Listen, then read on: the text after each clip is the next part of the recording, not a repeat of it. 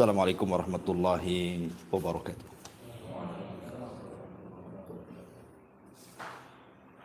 Alhamdulillah wassalatu wassalamu ala Rasulillah wa ala alihi wa sahbihi wa mawalah wa la hawla wa la quwata illa billahi wa ba'du. Alhamdulillah, segala puja dan puji hanya milik Allah Subhanahu wa taala. Salawat serta salam kita hadiahkan kepada Rasul kita Nabi besar Muhammad sallallahu alaihi wasallam. Baik, kita lanjutkan kajian kita. Masih membahas tafsir dari surah Al-A'la dan kita masuk pada ayat kedua dan seterusnya. A'udzubillahi minasyaitonir rajim. Bismillahirrahmanirrahim. Sabbihisma rabbikal a'la alladzi khalaqa fasawwa walladzi qaddara fahada walladzi akhrajal mar'a faja'alahu ghutsa'an ahwa. Sucikanlah nama Tuhanmu yang maha tinggi, yang menciptakan lalu menyempurnakan ciptaannya, yang menentukan kadar masing-masing dan memberikan petunjuknya, yang menumbuhkan rerumputan lalu dijadikannya rerumputan itu kering sehingga menjadi kehitam-hitaman. Taib. Di sini Allah Subhanahu wa taala setelah menyebutkan ayat pertama seruan untuk mensucikan nama Tuhannya yang maha tinggi, maka Allah katakan alladzi khalaqa fasawwa. Dialah yang khalaqa, menciptakan segala sesuatu, fasawwa, dan menyempurnakan ciptaannya. Kalimat khalaqa fasawwa ini selalu diulang-ulang. Allah Subhanahu wa taala kalau menyebut khalaqa, menciptakan, maka kalimat setelahnya biasanya fasawwa, menyempurnakan. Contoh umpamanya Allah Subhanahu wa taala mengatakan inni khaliqun basharan minatin fa idza sawaituhu wa nafakhtu fihi min ruhi faqa'u lahu sajidin. Sesungguhnya aku menciptakan manusia dari tanah, maksudnya Adam.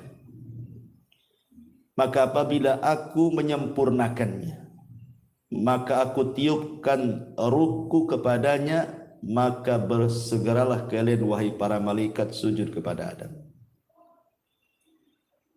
Di sini Allah katakan inni khaliq, saya menciptakan. Setelah itu Allah katakan sawaituhu, dan aku menyempurnakannya. Ataupun dalam surah Al-Kahfi ayat 37 Allah mengatakan akafarta billadzi khalaqaka min turabin thumma min nutfatin thumma sawwaka rajula. Apakah engkau akan kufur dengan zat yang telah menciptakan kamu dari tanah, kemudian dari setetes sperma, thumma sawwaka, kemudian Allah sempurnakan dirimu menjadi manusia.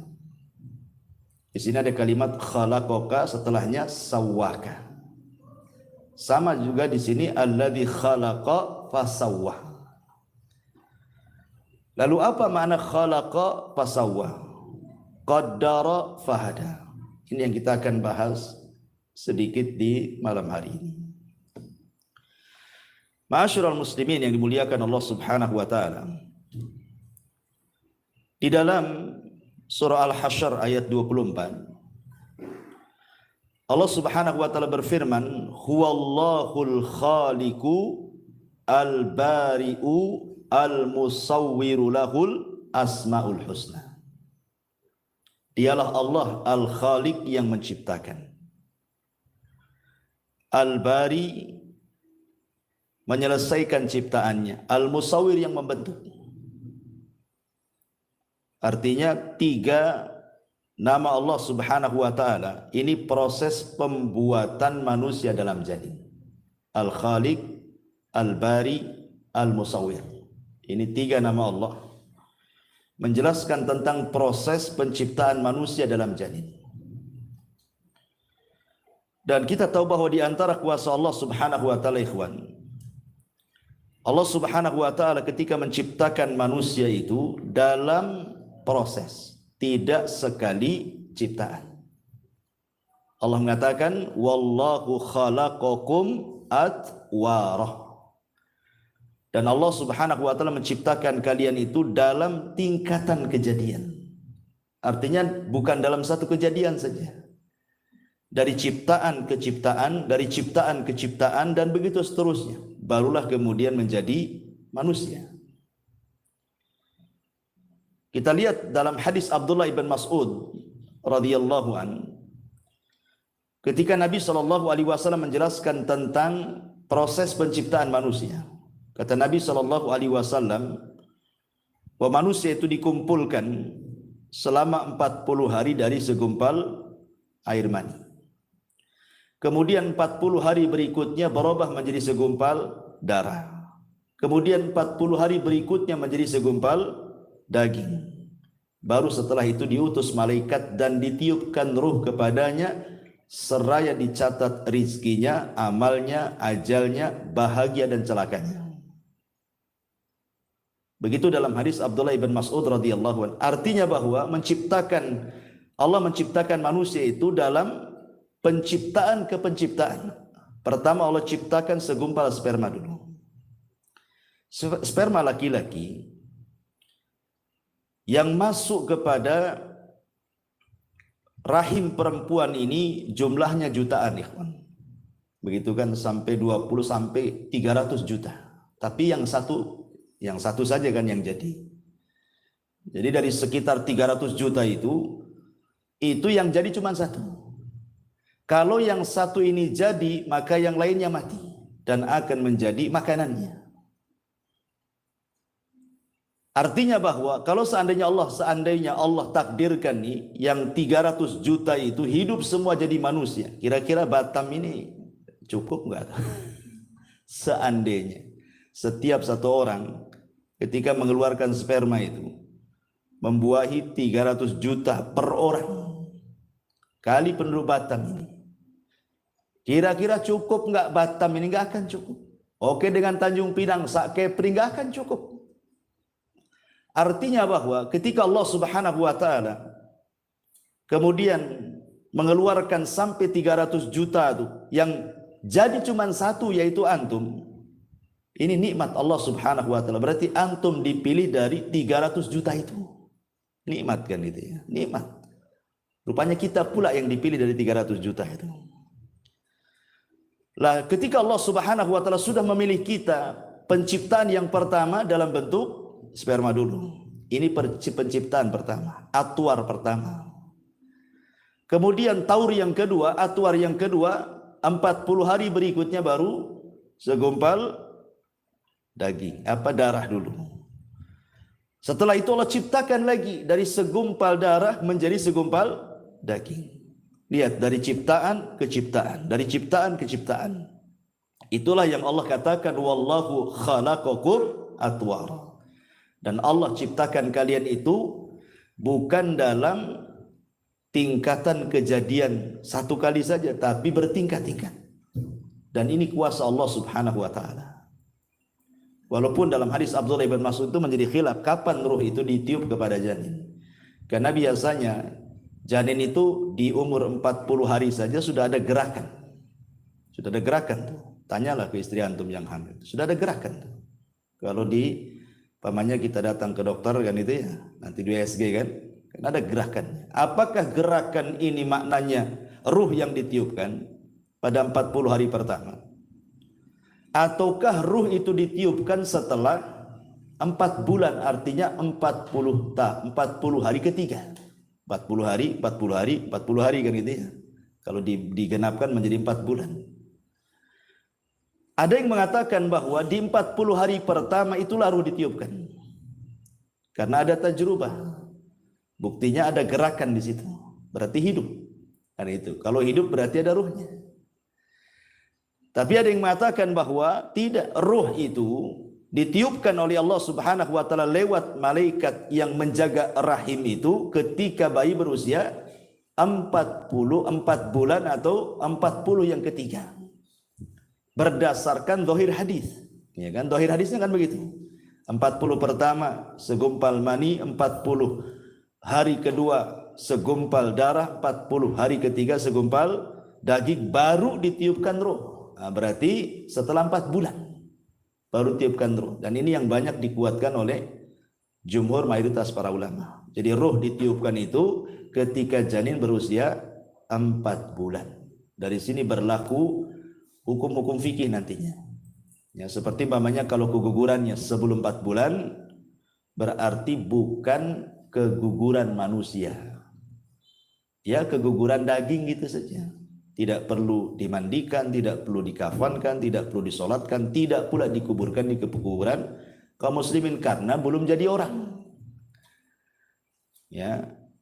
Tapi kalau kegugurannya setelah itu lain lagi ceritanya, sudah jadi orang kan gitu ya. Termasuk juga darah yang keluar. Kalau wanita keguguran di bawah 4 bulan berarti darahnya bukan darah haid. Dia masih harus sholat. Ya, harus sholat. Itu dianggap istihadah. Tapi kalau kegugurannya setelah 4 bulan berarti kalau keluar darah itu dianggap nifas. Ya, berarti dilarang sholat.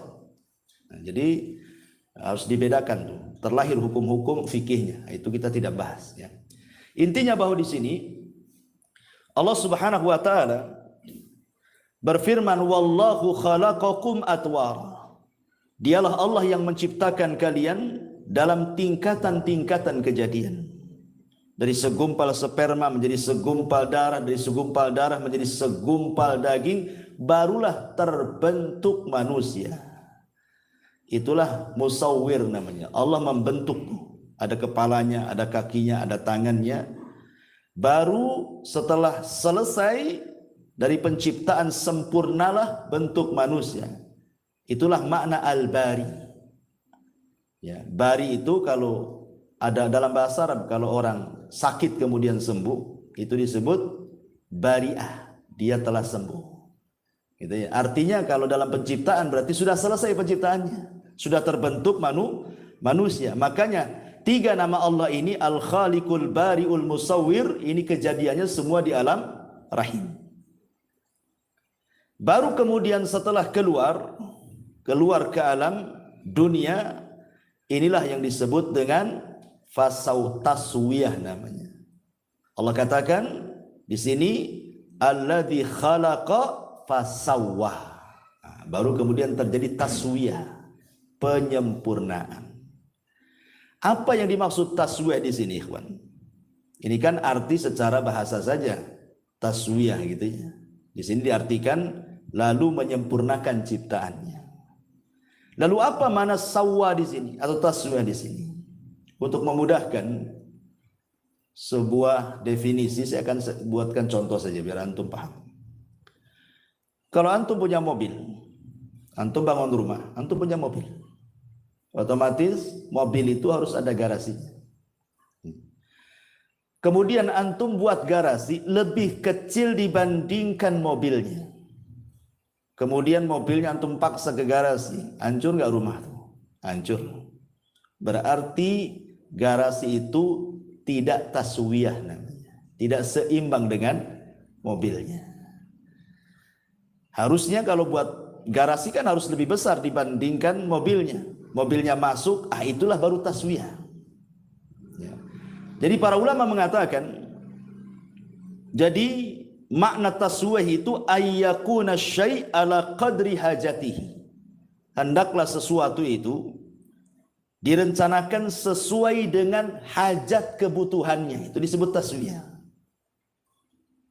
Jadi kalau seandainya memasukkan, antum buat pintu rumah untuk antum masuk, enggak mungkin lah pintu itu lebih kecil dibandingkan orangnya kan, itu harus lebih besar. Ketika kemudian pintu itu sudah pas dengan badan kita, dilonggarkan sedikit, berarti pintu itu sudah taswiyah dalam bahasa Arab. Sudah sawah, sudah sempurna. Orang bisa masuk keluar. Lah manusia ketika keluar dari janin itu, ikhwan. Lihat bagaimana Allah Subhanahu wa taala menyempurnakan ciptaannya. Kita lihat bagaimana Allah Subhanahu wa taala samakan antara kedua tangan si bayi itu. Sama antara tangan kiri dengan tangan kanan. Panjangnya sama, jumlah jarinya sama. Tidak ada yang beda. Kemudian kakinya juga sama kan gitu. Jumlah kakinya 2, panjangnya 2, jarinya juga sama, kukunya pun sama. Itu disebut taswiyah namanya, penyempurnaan. Begitu juga kedua matanya. Maksudnya kita bicara bayi sehat ya. Jangan pula bicara tentang bayi sakit ya. Bayi cacat itu kan keluar daripada keumuman bayi, karena umumnya bayi keluar sehat. Kedua matanya sama, kedua bahunya sama, tidak singsul sebelah gitu ya. Dan begitu seterusnya. Itu makna daripada sawwah namanya ya. Alladzi khalaqa fasawwah. Allah seimbangkan. Allah seimbangkan dengan hajatnya manusia tuh. Ma'asyiral muslimin yang dimuliakan Allah Azza wa Jalla. Baik kita rinci coba. Allah mengatakan dalam Al-Quran, wa fi anfusikum afala tubsirun. Dalam diri kalian itu ada tanda-tanda kuasa Allah dalam bentuk taswiyah Allah ketika menciptakan manusia. Allah buat sempurna, seimbang manusia itu untuk kemaslahatan kita semuanya.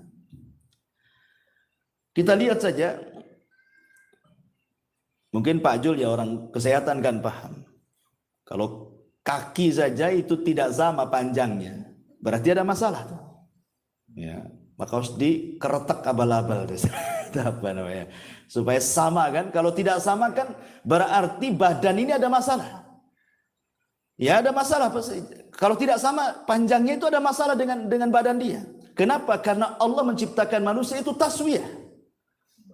Kalau ada panjang sedikit masalah tuh dengan badan dia. Karena Allah tidak menciptakan seperti itu. Berarti orang ini harus dibenerin tuh. Lah ini kuasa siapa? Kuasa Allah. Allah Subhanahu wa taala menciptakan manusia itu dalam kondisi betul-betul sehat. Dialah yang membuat sakit. Tapi ketika Allah menciptakan manusia tidak seperti itu, semua sama. Dan itu kuasa Allah Subhanahu wa taala. Kemudian letak-letaknya juga luar biasa. Kenapa kemudian mata lebih tinggi dibandingkan hidung? Kemudian hidung lebih tinggi dibandingkan mulut, coba. Apa hikmahnya? Anda bisa bayangkan kalau mata lebih rendah dibandingkan mulut, mulut di atas, mata pula ganti mulut. Kira-kira bentuknya kayak apa? Ya.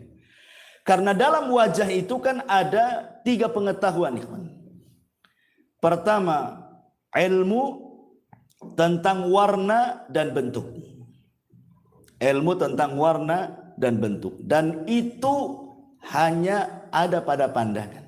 Pandangan yang bisa melihat warna, pandangan yang bisa melihat bentuk. Dan ketika memandang harus tinggi supaya kelihatan. Ya, kalau mata di bawah nggak nampak tuh. Makanya diletakkan di ketinggian kan. Karena fungsinya memandang. Memandang warna-warna, memandang bentuk-bentuk tuh. Kemudian yang kedua ada namanya ilmu penciuman. Setelah pandangan tentu penciuman dulu.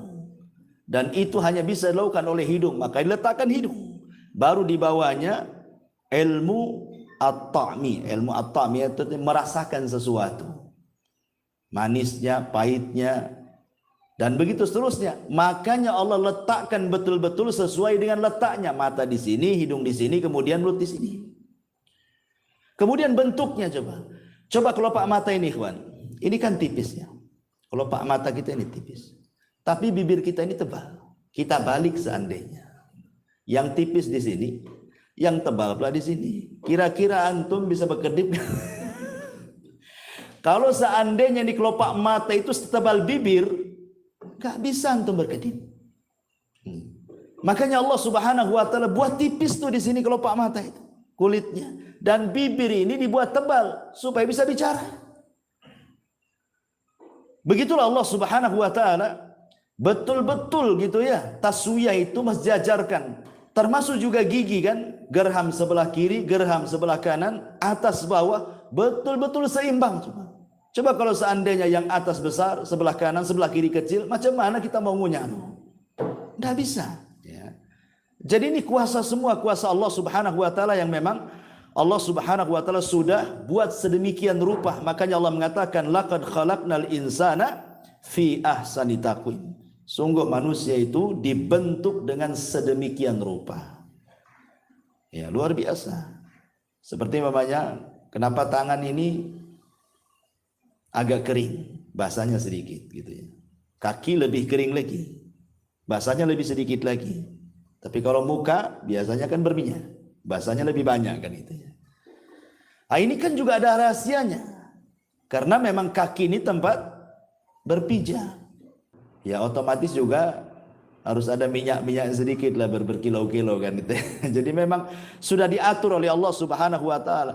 Ini baru yang zahir ya dalam badan kita saja. Sudah sedemikian rupa ciptaan Allah subhanahu wa ta'ala. Allah letakkan luar biasa. Ya, telinga juga tidak besar separuh. Ya sama seimbang. Mendengarnya pun subhanallah. Ketika kita mendengar loh telinga kanan, telinga kiri. Jangan cerita telinga sakit ya, telinga sehat ya. Itu sama saja. Tidak mungkin orang memanggil gitu ya, kata kanan itu manggil mau ngasih duit gitu ya. Kata telinga bukan itu debt collector. Tidak mungkin juga kan. Artinya kan tidak mungkin berselisih pandangan itu. Pandangan mata juga nggak berselisih. Tetapi dalam anggota badan tidak semua harus berpasangan. Seperti hati kan sendiri dia. Hati itu sendiri. Kenapa? Karena hati itu adalah raja. Dalam anggota badan kita itu harus ada rajanya. Hati kita itulah rajanya. Sebab kalau seandainya hati ada dua, masalah. Ya, kata hati pertama, langkahkan kaki kiri. Kata hati yang kedua, mundurkan kaki kanan. Kapan mau maju kan? Yang satu minta mundur, yang satu minta maju kan tidak bisa juga. Begitulah Allah subhanahu wa ta'ala letakkan setiap manusia itu ada pimpinannya. Hati kita itulah. Makanya Imam Abdul Qayyim mengatakan, al-qalbu kal malik. Oh, hati itu seperti raja. Anggota badan ini hanya ngikut saja. Ma'asyiral muslimin yang dimuliakan Allah Subhanahu wa taala. Kemudian Allah mengatakan di sini alladzi khalaqa fasawwa. Dialah yang telah menciptakan dan menyempurnakan ciptaannya. Kemudian Allah mengatakan walladzi qaddara fahada. Apa makna qaddara fahada? Di sini diartikan yang menentukan kadar masing-masing dan memberikan petunjuk. Ada yang mengatakan bahwa walladzi qaddara, setelah Allah Subhanahu wa taala mengatakan khalaqa, menciptakan manusia di perut ibu kita, kemudian menyempurnakannya.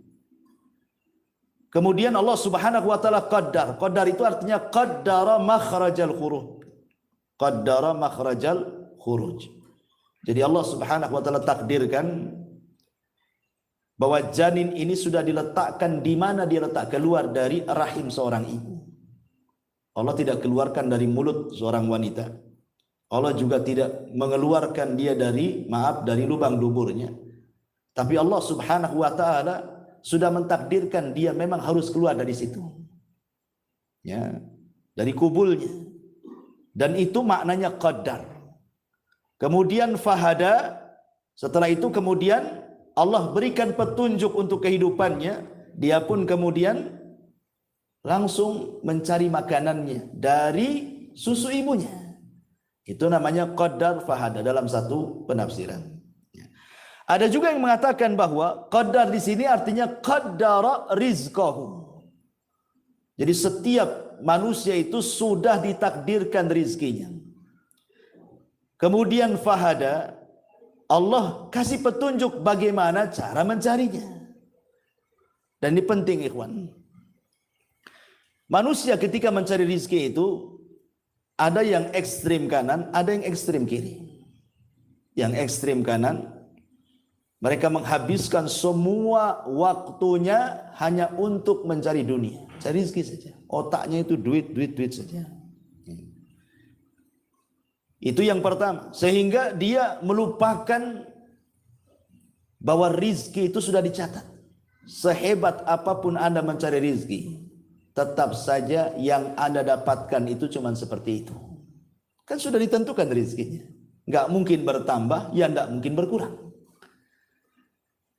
Artinya bahwa kalau kita paham bahwa rezeki itu tidak mungkin bertambah, tidak mungkin berkurang, lah ngapain ngoyo-ngoyo gitu maksudnya. Pikiran kita ke uang terus gitu ya, malam siang seolah-olah tidak ada waktu kecuali duit saja. Padahal yang didapati pun sesuai dengan yang dicatat Allah saja. Ini ekstrim ini. Betul-betul dia hatinya hanya dunia saja. Dia tidak paham bahwa rizkinya sudah dicatat. Yang kedua pula ekstrim kiri ini, sama sekali dia bersandar kepada apa yang dicatat. Kan Allah sudah takdirkan rizki saya, duduk sajalah saya di rumah. Nah, ini ekstrim yang lain lagi. Dahulu ada dua orang bersaudara. Yang satu pula rajin kerja, yang satu pula malas kerja. Jadi yang rajin kerja ini mengatakan, "Kom, berdiri. Kalau engkau ingin makan, cari, berusaha, cari rezeki Allah Subhanahu wa taala." Kemudian kata saudaranya, "Tidak. Aku yakin rezekiku sudah dicatat walaupun aku duduk di rumah." Kemudian saudaranya mengatakan, "Dasar orang gila," katanya. Pergi dia cari rezeki. Saudara yang pergi ini di tengah jalan, rupanya ada kebun orang. Kemudian ada pohon, batangnya pula keluar jalan. Di situ ada buah mangga. Ya. Jatuhlah buah mangga itu. Kemudian diambil dia. Halal apa haram? Ini kan sudah di luar kebun nih, udah ke jalan kan itu. Intinya diambil lah, jangan cerita halal haram dulu. Diambil. Kemudian ketika mau dimakan, teringat pula saudaranya. Dasar orang gila katanya. Ya. Akhirnya dia terpikir, balik lagi dia. Kemudian dilempar mangga itu, makan. Tapi setelah itu berdiri cari kau uang supaya kau bisa makan. Kata dia, tunggu dulu, saya makan dulu. Ini rezeki saya kan. Lihat, aku duduk saja dapat rezeki gitu. Coba, duduk saja dapat rezeki. Lihat bagaimana Allah mencatat orang duduk dapat rezeki kan. Bagaimanapun caranya, walaupun itu dongkol saudaranya, tapi itu rezeki dia sudah dicatat bahwa mangga itu milik dia. Walaupun caranya salah, tapi itu memang rezekinya sudah dicatat, dia makan mangga di situ. Artinya bahwa sehebat apapun manusia mengejar rezeki itu, maka rezeki akan segitu-gitu saja. Makanya dulu saya pernah ceritakan tentang kisah siapa? Ali bin Abi Thalib kan. Ketika ada seorang pengemis datang kepada Ali bin Abi Thalib, kemudian Ali menjanjikan akan diberikan beberapa dirham. Lupa pula Ali itu naruh uang di mana dia letakkan dirham-dirham itu. Akhirnya kelamaan jengkellah ini pengemis ini. Sebelum pergi mencuri pelana kudanya Ali. Pergi dia. Setelah pergi pencurinya, dapat pula dirham-dirham itu. Akhirnya keluar, rupanya sudah nggak ada itu yang mengemis itu. Tiba-tiba kemudian pembantunya Ali mengatakan bahwa lizamnya, pelana kudanya hilang dicuri orang. Ali mengatakan, ya sudah. Kalau sudah dicuri orang, mungkin dia rezekinya. Ambillah uang dirham-dirham itu, kau belilah pelana yang baru ke pasar sana. Mudah-mudahan dapat harga 400. Dikasih uang 400 dirham. Ke pasar dia. Kemudian adalah orang yang jual pelana. Ditawar, dapat pula 400. Pulang dia. Ketika Ali radhiyallahu anhu melihat pelananya, dia hafal itu pelana dia. Kata Ali, ini kan pelana kita yang dicuri tadi. Berarti kau beli dari pencuri itu katanya. Bagaimana sifatnya orang itu? Maka pembantu mengatakan begini orangnya, begitu langsung bertakbir Ali, Allahu Akbar katanya. Lihat, kalau seandainya dia mau sabar menunggu aku mencari uang dirham-dirham ini, dia akan mendapatkan dengan cara halal. Tapi karena tidak bersabar, dia mendapatkannya dengan cara haram. Sama-sama 400. Ali janji mau ngasih 400. Tapi dengan cara halal kan. Memang Ali mau memberi dengan kerelaan. Nah, sekarang dia dapat juga 400 tapi dengan cara hasil mencuri kan. Artinya rizki itu nggak akan kemana, tetap segitu-gitu juga gitu maksudnya. Anda mau cari dengan cara halal, Anda mau cari dengan cara haram, tetap segitu. Lalu buat apa berdusta untuk mencari rizki? Coba, buat apa kemudian orang menipu untuk mencari rizki? Toh juga ujung-ujungnya juga segitu, tidak lebih dari yang dicatat oleh Allah Subhanahu wa Ta'ala. Nah dari sini maka artinya qaddara rizqahu fahadalahu tariqar rizki. Artinya qaddara di sini artinya Allah takdirkan rizkinya dan Allah Subhanahu wa Ta'ala berikan petunjuk bagaimana cara mencarinya. Bagaimana cara mencarinya? Rizki Allah itu banyak, ikhwan. Di mana-mana, hanya orang malas saja yang kemudian merasa sulit untuk mendapatkan rizki. Sampai begini, ikhwan. Ada satu kisah. Ada seorang bahasa namanya Al-Imam Al-Asma'i rahimahullahu ta'ala. Dia hidup di masa kerajaan Abbasiyah. Jadi Al-Asma'i ini suatu ketika dia safar. Karena Al-Asma'i itu kan memang suka safar, belajar dari mana-mana negeri. Begitulah zaman dulu kan rihlahnya para ulama kan seperti itu. Dari negeri ke negeri cari ulama belajar gitu. Jadi suatu ketika Al-Asma'i ini ketika berjalan di padang pasir, jumpa pula dengan Arab Badui. Arab Badui, orang bodoh. Tetapi masih fitrah hatinya. Jadi ketika kemudian Arab Badui ini bertanya, siapa kamu? Saya Al-Asma'i dari suku Asma. Oh, Anda Al-Asma'i, dari mana kau datang? Dia mengatakan dari negeri yang di situ dibacakan kalam-kalam Allah. Arab Badui ini bingung. Karena tidak pernah mendengar Al-Quran, tidak pernah juga melihat Al-Quran seperti apa, tidak pernah membaca Quran, sama sekali tidak tahu Quran. Sehingga dia tanya, apakah Allah Subhanahu wa Ta'ala punya kalam, ya, punya firman yang dibaca manusia? Kata Asma'i, ya, inilah Al-Quran. Ini semua firman yang dibaca kita, ini firman Allah Subhanahu wa Ta'ala. Jadi Arab Badui ini takjub. Kok ada firman-firman Allah yang dibaca manusia begitu ya? Jadi kata Arab Badui ini, kalau begitu bacakan untukku satu firman Allah, biar aku senantiasa membacanya. Akhirnya Al-Asma'i membacakan surah Ad-Dhariyat. Ad-Dhariyati, Darwa dan begitu seterusnya. Sampai kepada ayat wa fis sama'i rizqukum wa ma tu'adun. Dan di langit terdapat rizki kalian dan apa yang dijanjikan Allah kepadamu. Ketika kemudian si Arab Badui ini mendengar kalimat wa fis sama'i rizqukum, dan di langit ada rizki kalian dan apa yang dijanjikan Allah kepada kalian, kata Arab Badui, hasbuk, cukup. Tiba-tiba kemudian dia ambil pedangnya, kemudian unta yang ditungganginya langsung disembelih, kemudian dipotong-potong, dikuliti, kemudian dia minta kepada Asma'i, tolong bagi-bagikan daging dan tulang-tulang ini kepada fuqara wal masakin, bantu saya, katanya.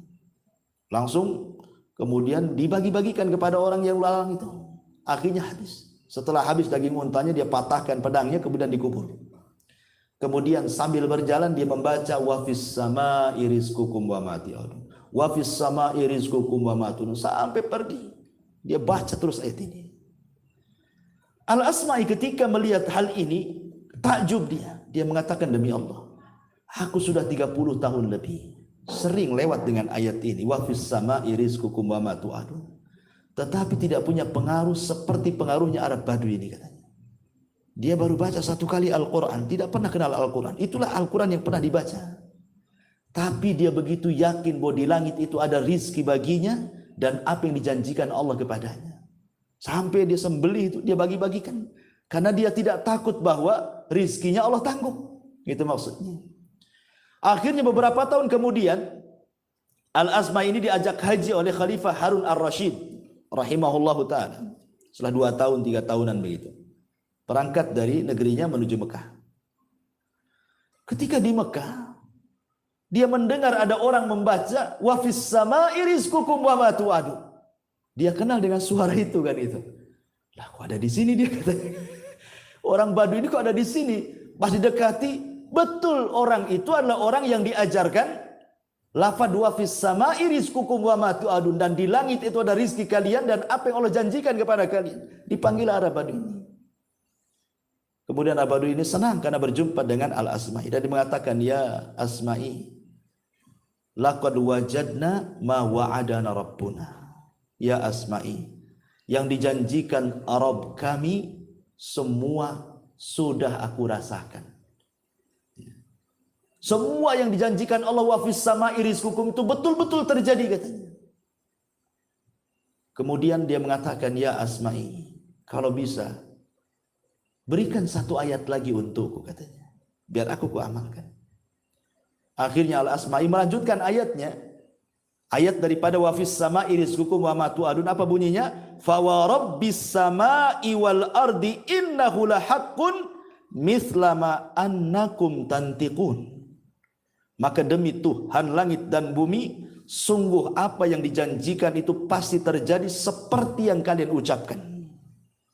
Tiba-tiba kemudian Arab Badui ini kaget, ya, dan mengatakan, ya Asma'i, siapa yang membuat Allah murka sehingga dia harus bersumpah katanya.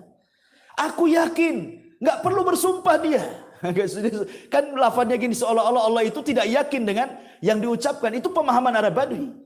Ketika dia mengatakan wa fis sama'i rizqukum wa ma tu'adun, dan di langit itu ada rezeki kalian apa yang dijanjikan kepada kalian, tiba-tiba Allah menekan dengan sumpah. Maka demi Tuhan langit dan bumi, sungguh apa yang dijanjikan itu pasti terjadi seperti apa yang kau ucapkan. Jadi seolah-olah khitabnya kepada Arab Badui. Arab Badui, ya Asma'i, siapa yang membuat Allah murka sehingga harus bersumpah katanya. Aku yakin dengan itu, tidak perlu bersumpah Allah itu katanya. Akhirnya kemudian dia pun ketakutan kepada Allah. Disangkanya Allah murka kepadanya. Karena dalam ayat itu ada sumpah masalahnya. Ya. Seolah-olah Allah murka. Dia mengatakan, siapa yang membuat Allah murka gitu kan. Akhirnya dia pun terserang jantung. Dan mati seketika. Ya, ketika dia mengatakan seperti itu. Asma'i tertegun lagi. Masya Allah. Kok ada orang tidak pernah membaca Quran. Hanya mendengar sekali bacaan. Tapi pengaruhnya luar biasa. Itu maksudnya. Keyakinan kepada wa fis sama'i rizqukum wa ma tu'adun, itu bahwa di langit ada rizki yang Allah Subhanahu wa taala akan anugerahkan kepada kalian dan apa yang Allah janjikan kepada kalian. Coba kalau kita pahami ayat ini, teman.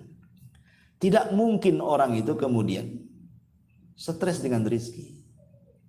Enggak mungkin stres dengan rizki. Kenapa? Karena qaddara fahada. Allah sudah takdirkan kok rizki. Dan maknanya di langit itu ada rizki kalian karena memang Allah Subhanahu wa taala ada di ketinggian di langit. Dialah yang ngasih rizki kepada kita. Dan rizki Allah Subhanahu wa taala itu dulu pernah saya jelaskan ada dua kan. Ada yang disebut dengan rizkun nazil, ada yang disebut dengan rizkun sha'id namanya ya. Ada rizki yang disebut nazil, rizki yang Allah turunkan kepada kita. Ada yang sifatnya sha'id, rizki Allah itu kita naikkan ke atas langit. Jadi ada yang turun dari langit, ada yang kita naikkan ke langit. Adapun rizki yang turun, ya apa yang kita makan, apa yang kita minum, apa yang kita tempati, itu semua rizki yang Allah berikan dari langit. Adapun rizki yang kita naikkan ke langit, itulah amal-amal soleh kita. Kalau kita bangun masjid, nanti dibangun satu istana di sorga. Kalau kita membaca subhanallah bihamdihi, Allah satu tanam pokok kurma di sorga. Itulah amal soleh kita. Jadi rizki yang naik itu adalah rizki yang disimpan oleh kita, yang kelak kita rasakan kalau kita masuk sorga. Itu maksudnya. Atau lebih senangnya lagi mungkin bahasanya, rizki yang naik itu ada dalam masjid, rizki yang turun dari langit itu ada di luar masjid. Dahulu di zaman Rasul, ketika Nabi SAW melaksanakan sholat Jumat pertama, dan jumlahnya 40 orang, dari sini madhab Syafi'i mengatakan bahwa sholat Jumat itu harus 40 orang minimalnya. Karena pertama kali sholat Jumat itu jumlahnya 40. Di tengah-tengah Nabi SAW sedang khutbah Jumat. Datang kafilah dagang. Ya dari Syam. Lah orang-orang ini yang sedang sholat, yang sedang mendengarkan khutbah bubar. Separohnya bubar. 20 orang keluar kemudian mengambil kafilah dagang karena takut dia tidak bisa beli, kehabisan dagangannya kan itu. Keluar dia 20 itu dari masjid. Ya.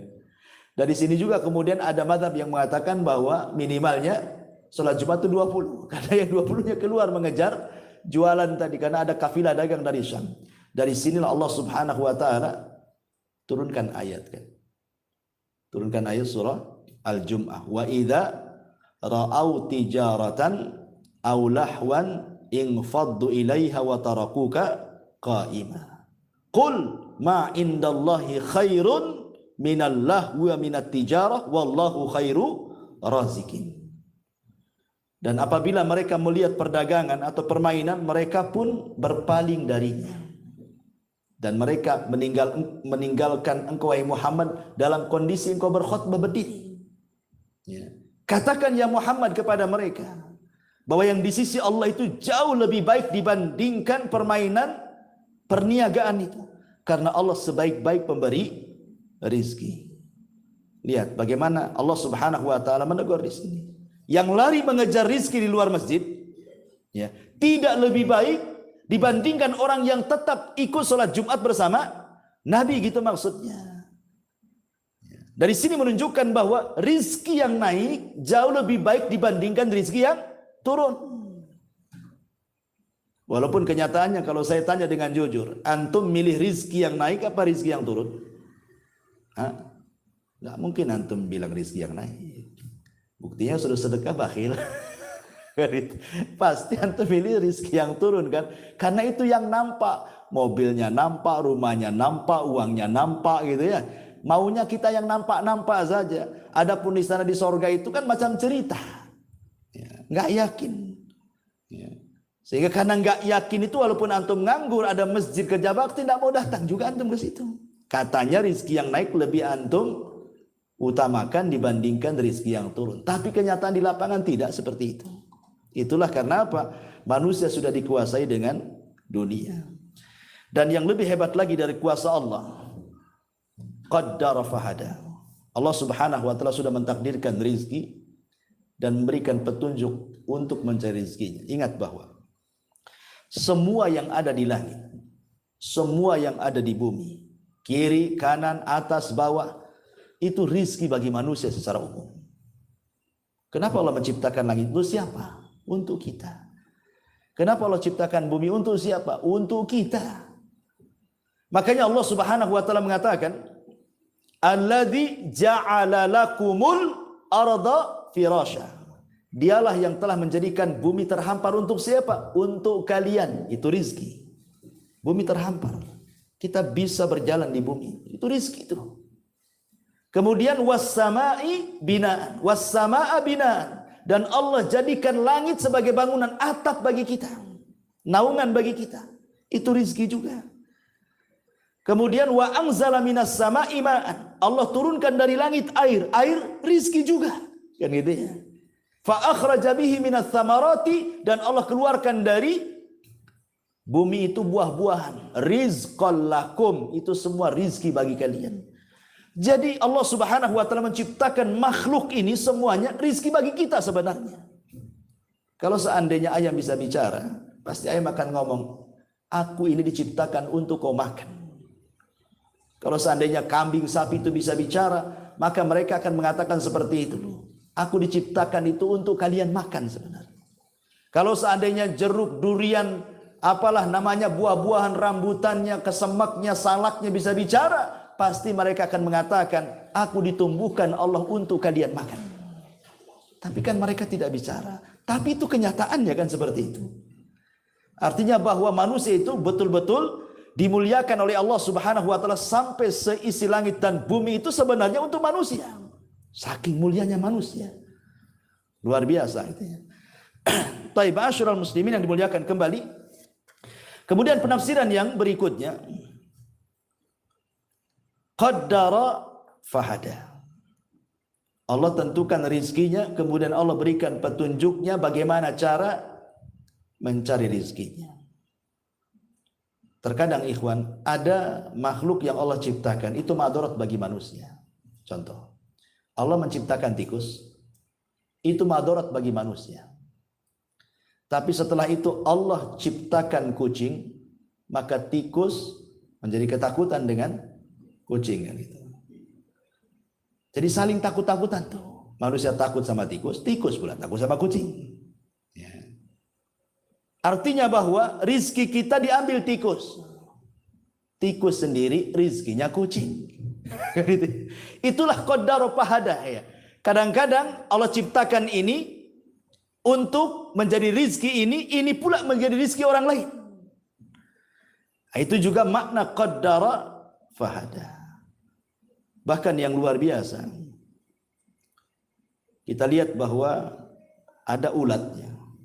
Ulat itu makan dedaunan, tapi kemudian menghasilkan sutra. Ada juga tawon umpamanya. Dia makan sembarang dari dedaunan bunga-bunga, tiba-tiba menghasilkan madu. Yang anehnya adalah bahwa tidak ada satu binatang yang bisa menggantikan posisi binatang yang lain. Semut disuruh mengeluarkan sutra tidak bisa, karena itu bukan pekerjaannya. Ya. Antum cari lalat, dikasih gula pun tidak akan keluar madu. Kan gitu ya. Artinya Allah sudah tentukan kadar rizkinya itu. Ya. Bahwa sebuah kaum ditentukan rizkinya dan tidak bisa dipindahkan ke kaum yang lainnya. Tidak bisa. Makanan juga begitu. Ada hewan tuh besar, seperti mamanya kambing, sapi. Dikasih makan daging dia tak mau. Karena itu bukan rizki dia. Yang maunya dia makan rumput saja. Harimau pula antum kasih rumput yang nggak mau dia. Karena itu bukan rizkinya. Dia maunya daging kan gitu ya. Jadi semua kadar-kadar rizki itu sudah ditentukan oleh Allah. Ini siapa yang menciptakan makhluk dengan beragam rizki itu kalau bukan Allah? Di sini Allah mengatakan alladzi qaddara fahada. Ya. Ma'asyiral muslimin yang dimuliakan Allah Subhanahu wa taala. Ada juga ikhwatu fillah muliakan Allah Azza wa Jalla. Ada beberapa penyakit yang terkadang Allah takdirkan kepada seorang hamba. Ternyata di balik penyakit itu Allah takdirkan mampu mengobati penyakit yang lainnya. Allah turunkan penyakit, tapi justru penyakit ini dalam rangka untuk membunuh penyakit yang jauh lebih besar sebenarnya. Nah, contohnya apa nih Pak Jul? Contohnya bersin. Itu kan penyakit juga bersin itu. Tapi katanya bisa membersihkan lubang hidung dan kuman-kuman katanya. Yang lebih bahaya dibandingkan bersin itu sendiri. Bahkan sebagian batuk katanya, menurut ahli kesehatan itu, sebagian batuk, tidak semua ya, bukan batuk penyakit. Sebagian batuk itu kan influenza kan penyakit. Tapi rupanya itu pula kemudian untuk membunuh bakteri-bakteri yang ada di paru-paru juga. Yang lebih ganas kalau seandainya terjadi. Ya. Atau mungkin debu lah. Kan kita lihat ada debu itu. Ya. Antum tidak tahu dalam penelitian debu itu. Dia membunuh kuman-kuman di udara. Yang kalau seandainya kuman itu terkena manusia, itu menjadi penyakit yang sangat ganas sekali. Dibunuh oleh debu itu. Jadi begitulah Allah Subhanahu wa taala mengatur takdir-takdir manusia itu, kadar-kadar manusia itu, sampai Allah ciptakan penyakit, bukan dilihat penyakitnya, justru dengan datang penyakit ini justru mengobati penyakit yang lebih besar gitu ya. Ya, karena sudah ditakdirkan dia seperti itu. Qaddara fahada. Ya. Ma'asyiral muslimin yang dimuliakan Allah Subhanahu wa taala. Kemudian di sini Allah Subhanahu wa taala mengatakan, walladzi qaddara fahada walladzi akhrajal mar'a. Dan yang menumbuhkan rerumputan faja'alahu gutsaan ahwa. Lalu dijadikannya rerumputan itu kering kemudian menghitam.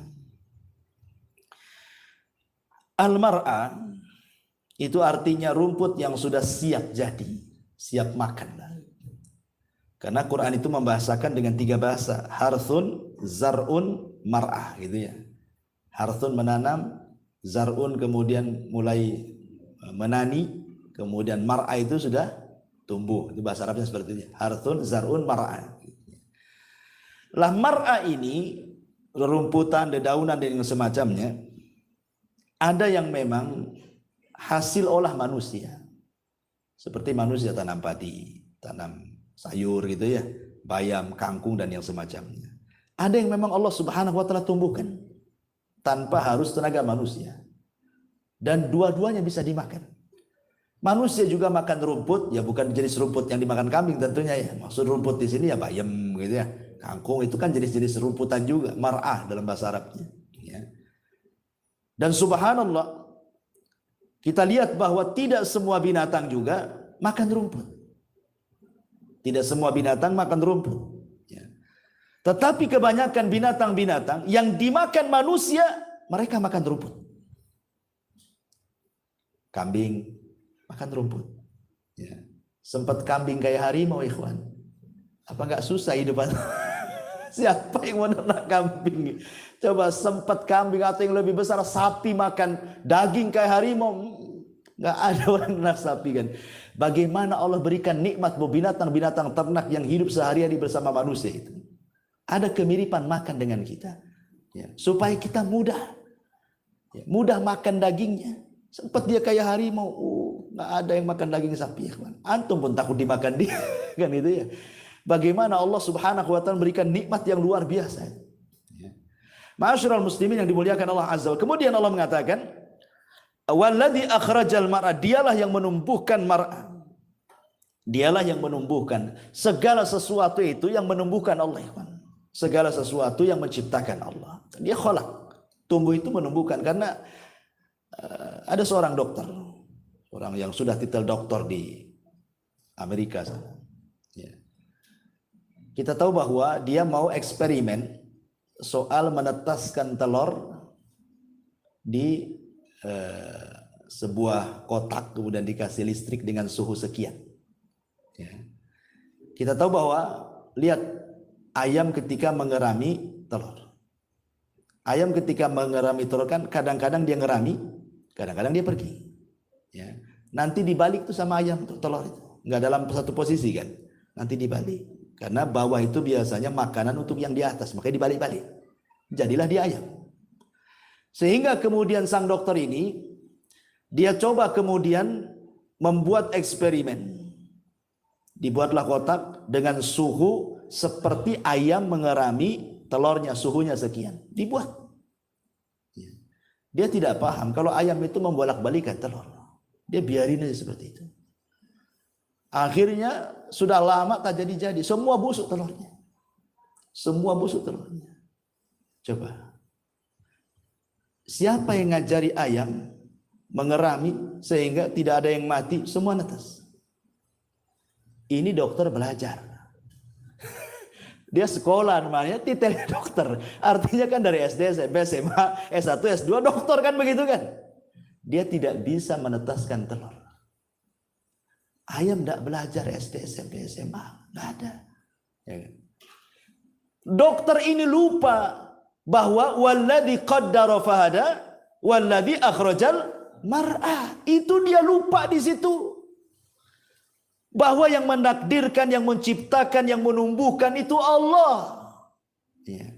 Makanya ayam tidak belajar pun bisa dia menetaskan anak-anaknya walaupun dia tidak punya ilmu menurut ilmu manusia. Nah, itu yang harus dipahami. Bahwa walladzi akhrajal mar'a, yang dialah Allah yang mengeluarkan, yang menumbuhkan, yang menciptakan tumbuh-tumbuhan, rumputan dan segala jenis pepohonan yang ada di bumi. Kita harus pahami dan sebagai bentuk tauhid rububiyah kita kepada Allah Azza wa Jalla. Faja'alahu gutsa'an ahwa. Lalu dijadikannya rumput-rumput itu kering kehitam-hitaman. Maknanya kita disuruh belajar kepada rumputan. Bahwa manusia itu kurang lebih dengan rerumputan, dengan padi juga. Awalnya lemah dan diakhiri dengan kelemahan, gitu maksudnya ya. Lihat, padi itu lemah ketika kecil, diinjak mati. Tapi kalau sudah besar, sudah berbuah kan gitu kan. Walaupun diinjak agak mereng begitu, tetap saja dia tumbuh ke sana. Cuman nggak tegak saja kan itu, agak kuat ya. Tapi nanti kalau sudah panen, mulai menguning, kemudian menghitam, sudah rapuh, diterpa angin, terbang semuanya. Begitulah manusia. Diciptakan dalam posisi lemah, diakhiri dengan lemah. Tapi lemah pertama dicintai, lemah kedua dibenci. Kan itu ya. Kalau masih bayi lemah, orang diciumnya, digendongnya gitu ya. Dinyanyiinnya. Coba kalau sudah tua lemahnya, yang ada didoakan kapan matinya kan. Itu sama-sama lemah tapi beda pelakuannya tuh. Ya. Intinya di sini bahwa di sini ada pelajaran faja'alahu gutsa'an ahwa, bahwa kehidupan rerumputan juga dijadikan pelajaran bahwa semua makhluk itu ada batas umurnya. Semua makhluk ada batas umurnya, apalagi manusia. Nabi SAW mengatakan a'maru ummati baina sittina wa sab'in, bahwa umur usia umatku itu antara 60 sampai 70 tahun saja, sedikit yang melewati itu. Wallahu a'lam bishawab.